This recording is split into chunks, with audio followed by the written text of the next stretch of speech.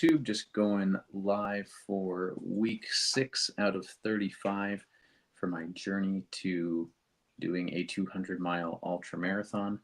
I was not live last week, so this is going to be a 2-week recap. Last week's going to be pretty quick, or 2 weeks ago is going to be pretty quick, and then I'll jump into this past week. Last week, or sorry, 2 weeks ago, if you tuned into week 4 out of 35, I recapped my week prior to that. So that would have been, August 11th to the 17th.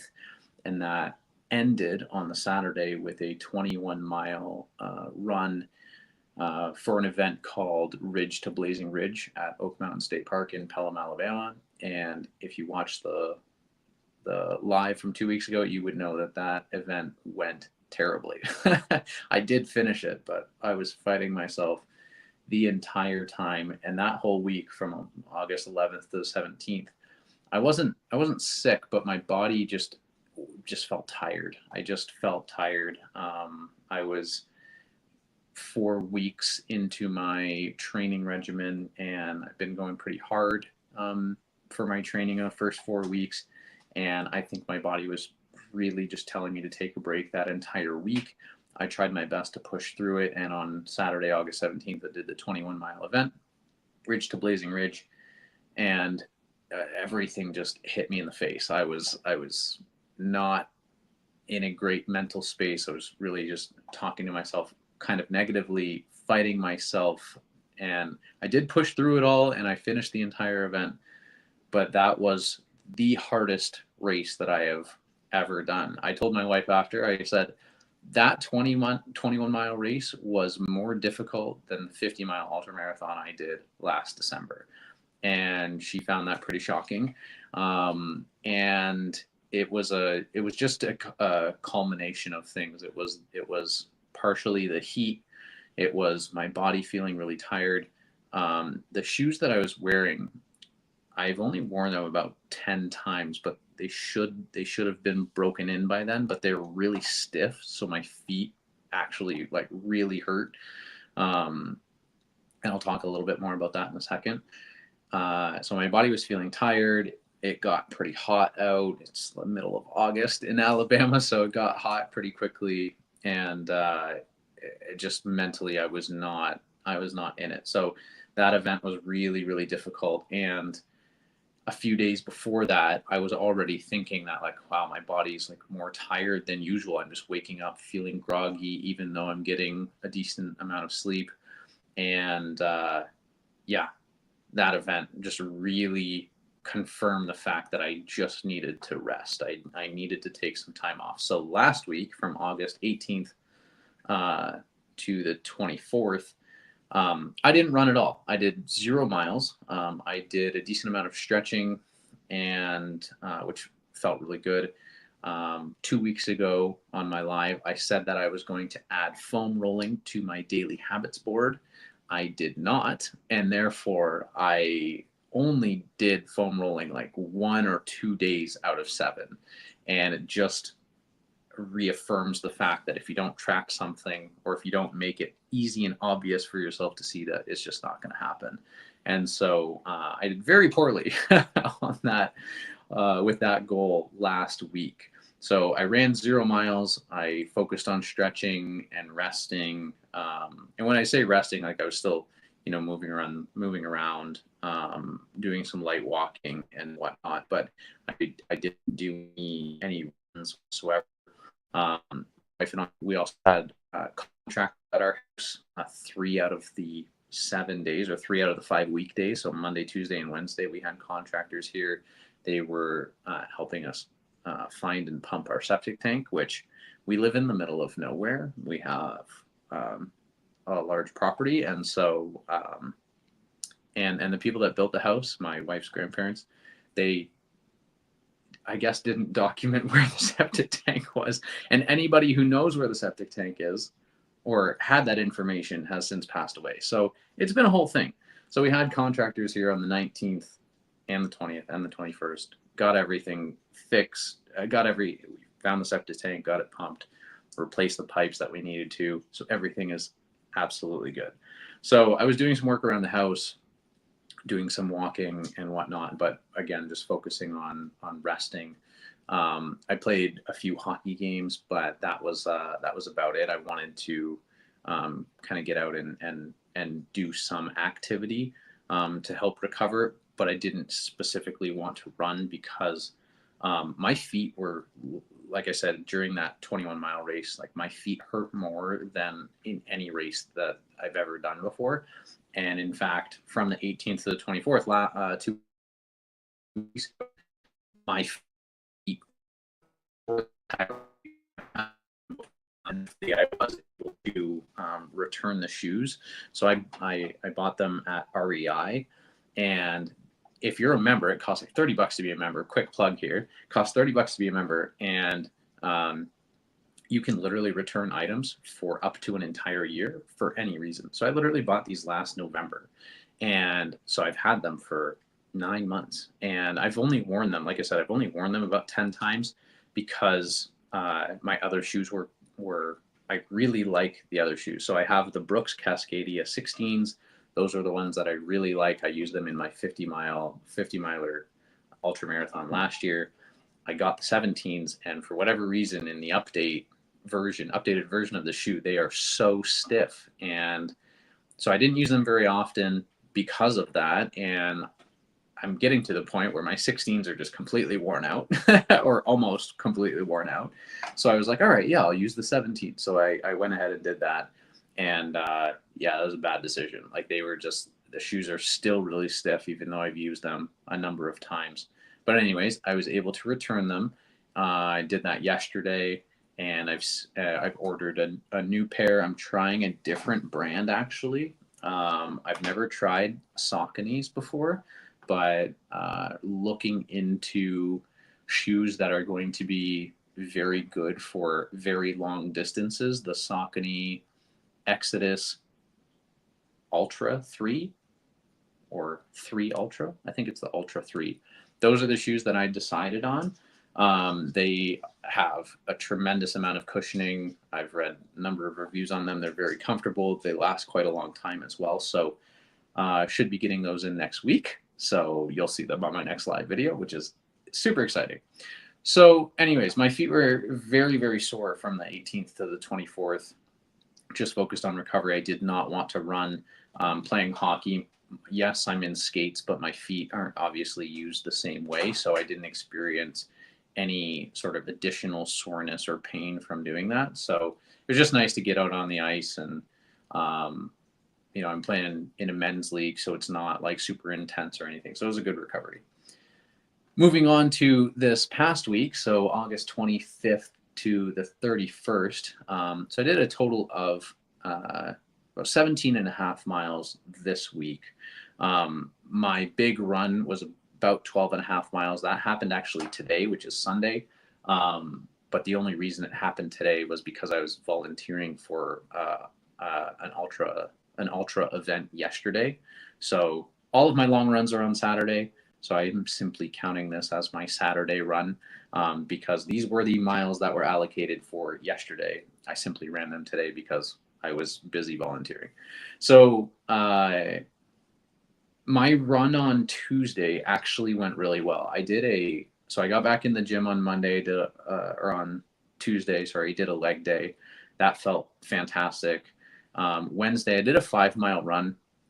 And if you've listened to any of my lives before, I talk about low intensity training and doing low intensity training about 80% of the time, because when you're building a base for ultra running, it's very important that you focus on how much time you spend on your feet rather than doing everything at high intensity. And the reason for that is because you're just running a very large volume. You're running a lot of miles. And so if you're doing everything high intensity, your body's not going to be able to recover as quickly, and therefore you won't get the most out of your training.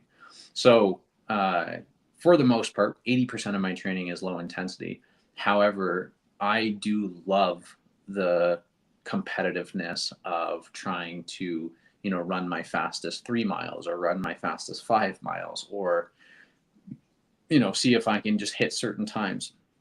And I haven't done that very often in my ultra running training because I've been focused specifically on low intensity. And on Wednesday of this week, on the 28th, of last week, on the 28th, I tried to run 5 miles in under an hour. Now we live on kind of like a hill. So there are a couple inclines that I do have to do. And mind you, it's just really hot.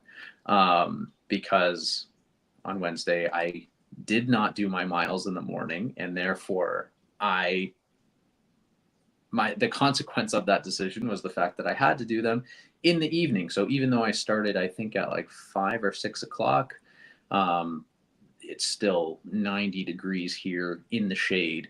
And so when I'm running and there's no tree coverage whatsoever, it's pretty hot. So anyways, I wanted to try and run 5 miles in under an hour. I did accomplish that. And while I was running, I really enjoyed it. And reflecting on that experience, I realized how much I've actually missed that. I did this type of, some of these types of runs, actually a lot of these types of runs, when I was training for my first and second marathon, probably more often than I should have, but that's another story. But for ultra running training last year and so far this year, I really haven't focused on accomplishing certain times because I'm just focusing on getting the miles in. So I'm trying to do is like low intensity, under 150, under 155 beats per minute heart rate. That way it's classified as low intensity and I can recover more quickly. So doing that run on Wednesday felt amazing. I felt really good. The week of rest obviously paid off. Felt really, really good Wednesday. Realized that I've missed that competitiveness of trying to achieve certain times. So I am going to kind of put those, we call those training runs, where you're trying to hit a certain pace, for example. And so I'm going to put some of those back into my training plan. Obviously not every single run, because I need low intensity training sessions as well, but I do need that because it feeds part of me that just it makes me feel so alive when I'm doing some of that competitiveness. And so I'm definitely going to add that in moving forward. Thursday was a rest day. Did some recovery yoga. Friday, it was a scheduled gym day, like an upper body day. However, last Sunday during a hockey game, somebody took a shot and it hit me literally like right in the wrist / forearm, like right underneath the elbow pad. And it was a pretty hard shot. So my arm was very swollen. And so I've been literally icing my arm on and off all week. And so upper body was just out of the question for Friday. So simply just took another rest day, did some foam rolling and some recovery.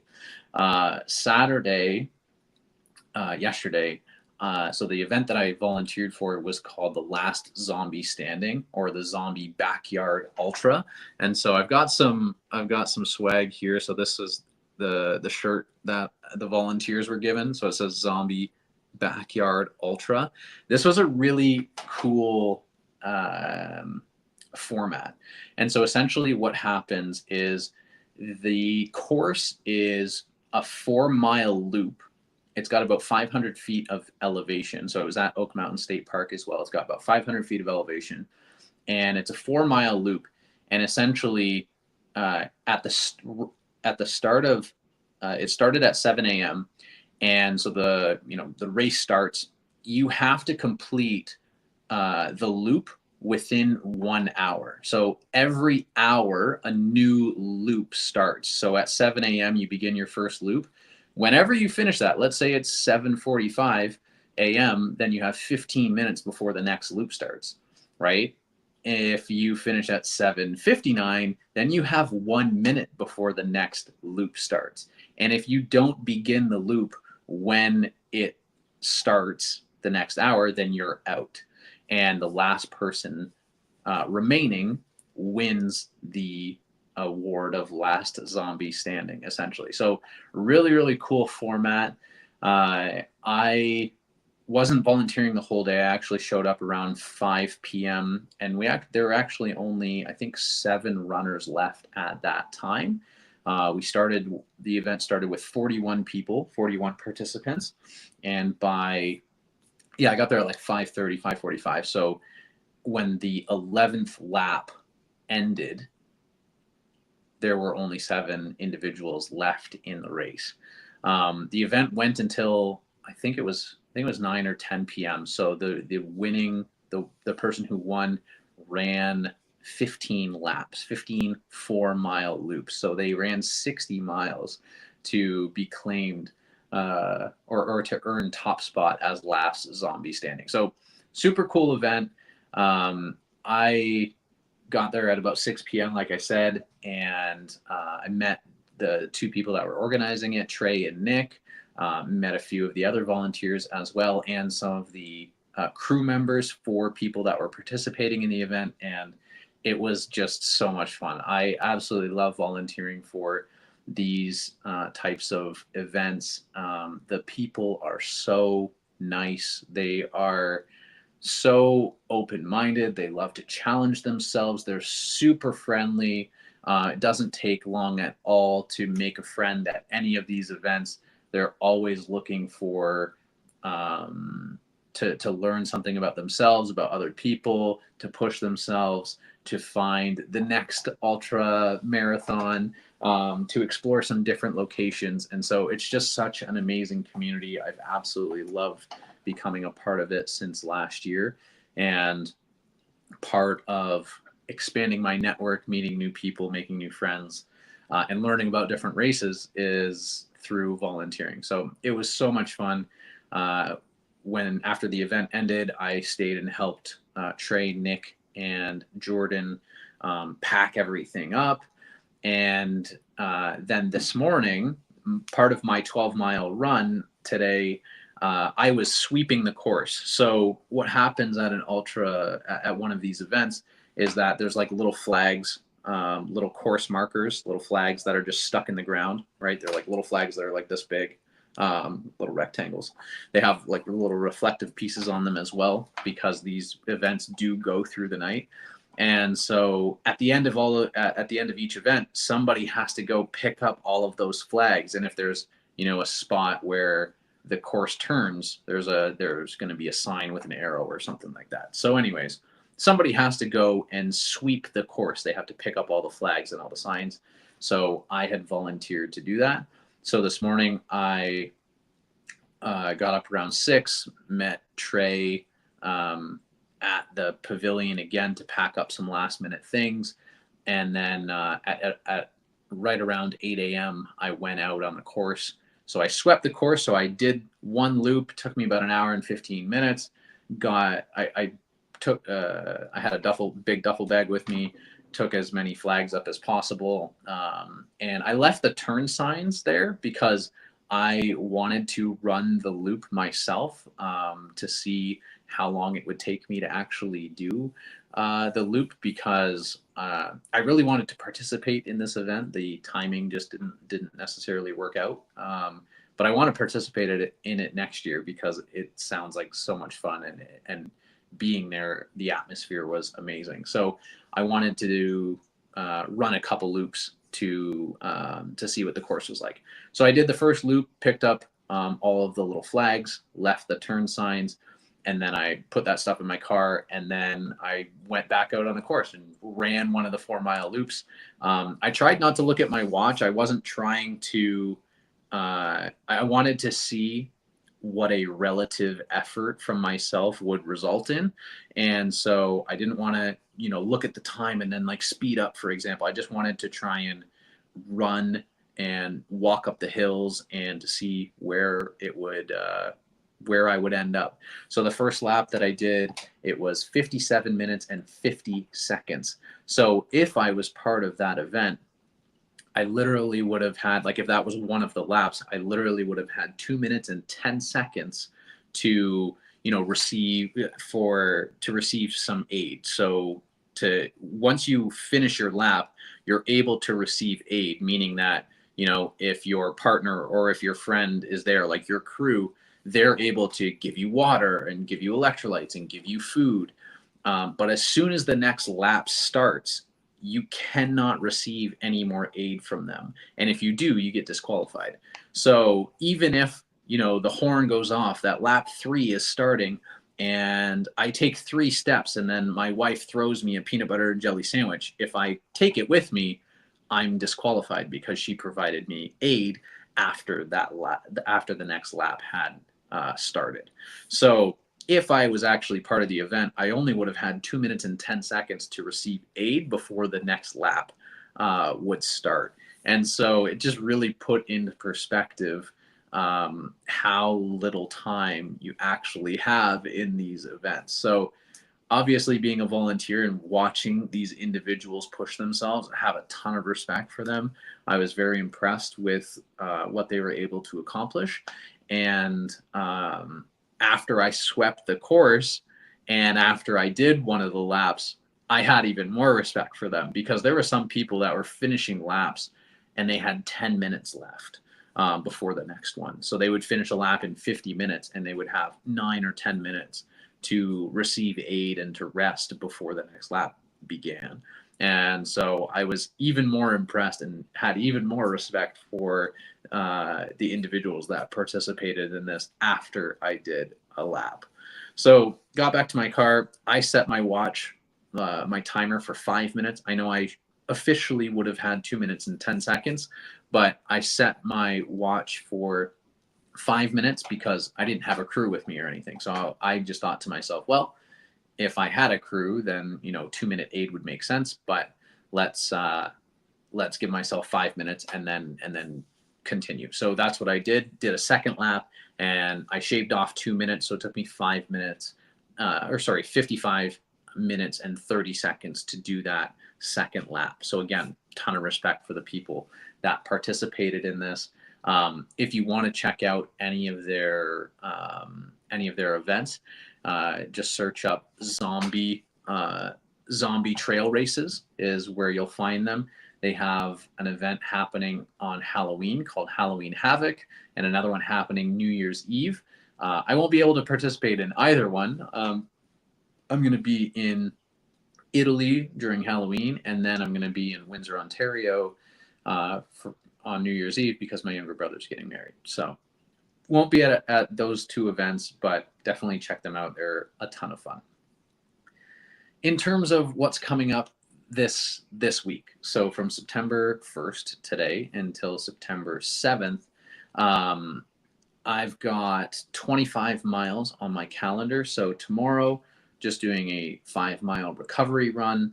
I've got a leg day on Tuesday, and then another 5 miles on recovery yoga on Wednesday, and then 5 miles on Thursday, followed by my long 15-mile run on Saturday. So the first two runs, those first 2 5-mile runs, those are going to be done on the road.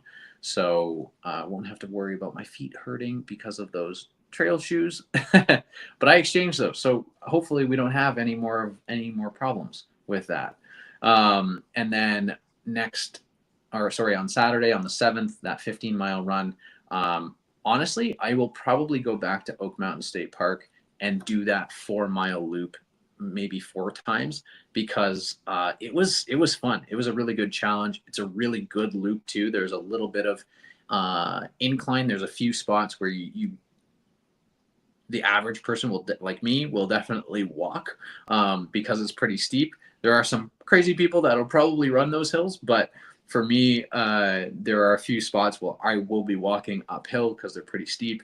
But it's a really good challenge. It's a nice challenge, and I'll probably do the same thing where I try to get each of those loops done in under an hour. So By that time, I should have the new trail shoes in, the Saucony Exodus Ultra 3s. So hopefully I'm able to get a nice run in those on Saturday, and then give you a little update on what those look like. So that's what the week ahead looks like. I know that 2 weeks ago I shared the fact that I have a daily habits board. Some of it includes things that are very specific to ultra running, like my training program. So I've got on that board, I weigh myself every day. I have a workout every day, whether that's running, lifting, hockey, stretching, or rest. I have just a column for workouts. I now have a column for foam rolling. So I did put that in last week. I foam rolled 5 out of 6 days. I didn't add it until Monday. So 5 out of 6 days I did do foam rolling. So when it's on my board and I'm tracking it, I actually do it, because I hate putting an X on my board. It irritates me. And that's the point of it, right? Being able to see my goals every single day. So foam rolling went really well last week. I'm going to carry that momentum into this week. And then I've also got my tracking my macros. So every day I've got that app called Chronometer, and I use that to track my calories, as well as the protein, fat, and carbs that I'm consuming. That way I'm just making sure that I'm fueling properly, because if you're under fueling while you're training for something like this, you're just going to feel even more exhausted. You're not going to be doing yourself any favors. So those are the four things that I track that are specific to my training. And last week was actually my best week so far since I've been tracking my habits. In every single column, at most, there was one day that I missed one of my habits.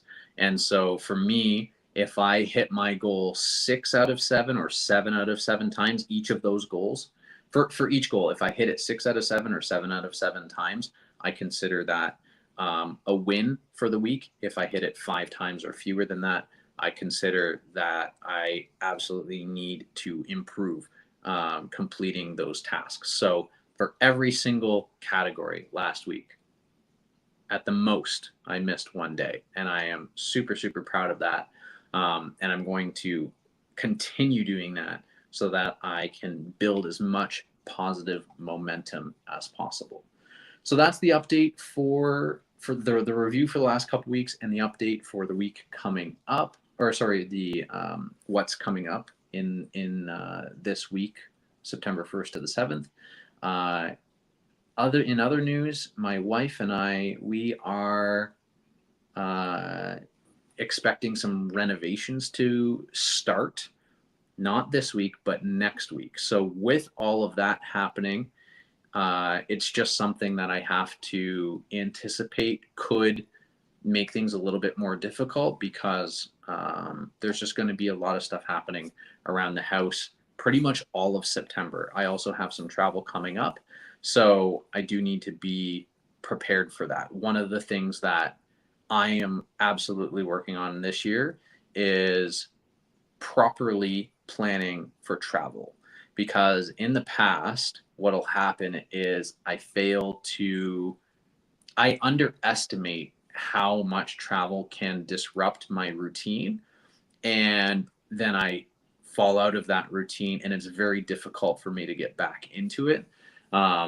And so I need to make sure that I am, taking the proper steps to be able to anticipate how I need to adjust my schedule, and then making sure that I am very disciplined in executing those tasks, so that the missed days don't pile up. If I miss one, it's like, okay, let's, wash the hands. The next day's a new day.